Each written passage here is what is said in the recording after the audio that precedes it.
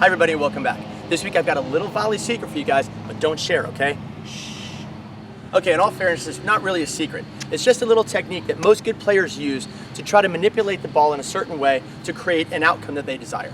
What I'm talking about right now is putting a little bit of underspin on some of your volleys. Now, rather than this be a whole tutorial on how to hit a volley correctly, we're just going to talk a little bit about the finer points of how to impart a little bit of underspin, and again, the reasons why we want to do that. So let's discuss that right now. Okay, so let's get right to it. So what kind of ball are we going to hit a little bit of underspin on the volley on? Well, it's going to be a ball that's coming at us that's just a little bit lower.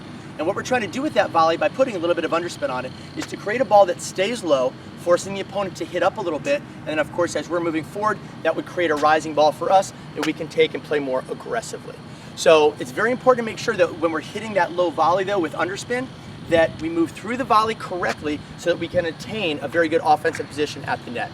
I have some other videos on that one, and we can reference that in the links below. We'll talk about that. But again, we want to make sure that when we're receiving that lower volley, we're putting a little bit of spin on that shot to try to create that ball that's going to carve and curve and stay low and skid to force the opponents to hit up.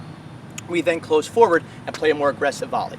So that's when we do it. So the reason we don't hit slice on the higher volleys is this. When we do have a higher volley, we want to create maximum speed, maximum momentum coming into the shot so that we can go for the put away.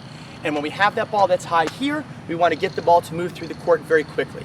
So essentially what we want to do is, on the high volley, we play it a little bit flatter and a little more aggressively generally. And on the lower volley, we're going to put just a little bit of underspin on that ball, okay?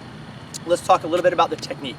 Again, rather than go through a whole tutorial on how to hit the volley correctly, let's just isolate the slice or the underspin, if you will, and then we can go from there at another time. So to create a little bit of underspin on that volley, assuming that you've got the right grip, it's very important to make sure that the bottom edge of the racket is leading the shot. Now you might say, well, if the bottom edge is leading the shot, the racket face is open, the ball is going to sail. However, if the technique is correct and we're coming down and a little bit across the ball, that's going to create the low trajectory that we're trying to achieve here. So again, the racket face is going to be slightly open on either side, it doesn't matter. We're going to go down and forward and sometimes a little bit across the body to create that carve that's going to get that ball to stay real low. So if you have any questions or comments on this, please inbox me. It's a fairly advanced technique, but it's one that will definitely pay off down the road for creating a ball that you or your partner want to receive back, which is essentially that high floating volley that you can play more aggressively. So good luck out there. Let me know how it works.